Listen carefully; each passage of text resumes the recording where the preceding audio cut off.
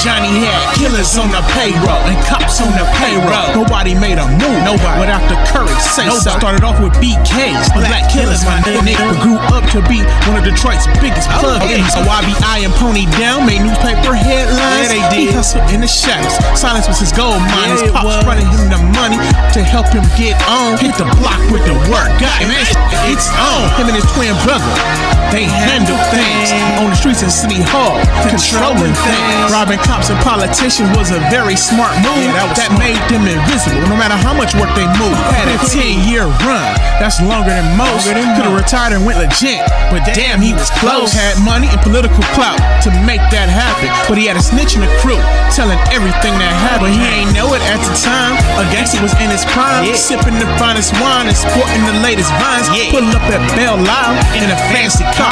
The way he walked, talked, and dressed, you knew he was a star. He had a whole bunch of whips sitting in the valet. Throw the driver the keys and be like, have a nice day. Controlling the day, controlling the night. And anything he want, he can buy the ish twice. If you were lucky, you caught a glimpse. The Kilo Man, but he behaved like a player, a pimp. Quiet and low-key, but at the same time charismatic. In a tuxedo, but tucking a semi-automatic. Butch Jones and Gun Bunch from caught cases. Operations fell to pieces. The Curry boy swooped in and picked up all the pieces. Living large, doing it big in the city of boom. He survived and thrived for 2 drug booms. In the late 70s, he had doggy spots, but at 84, all his houses started moving rocks. Started dating Kathy. She was beautiful, educated, and high power, but she only messed with any that could move big powder. When he married the mayor's niece, that gave him enough reach to influence things way beyond the streets. Through his wife, he got connected to the city's top cop, Gil Hill, Inspector Todd from Beverly Hills Cop. That's how he knew the feds had his phone bug. Didn't slow him down, a corporate thug, still moving drugs. Confidential police documents, he had them all. East side trap houses, he was bagging it up.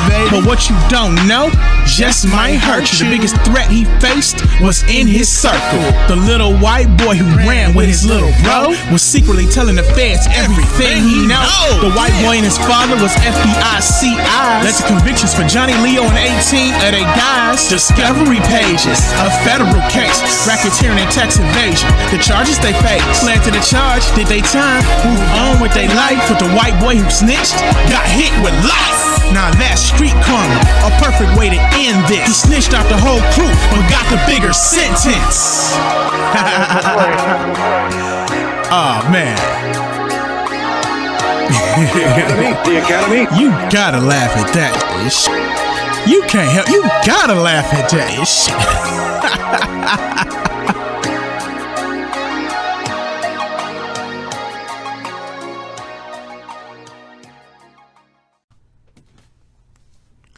Yes. I hope you enjoyed this video. Please subscribe to my YouTube channel. If you like this song, go to datpiff.com and type G Twilight Detroit Cocaine 80s, or you can scan the QR code on the screen.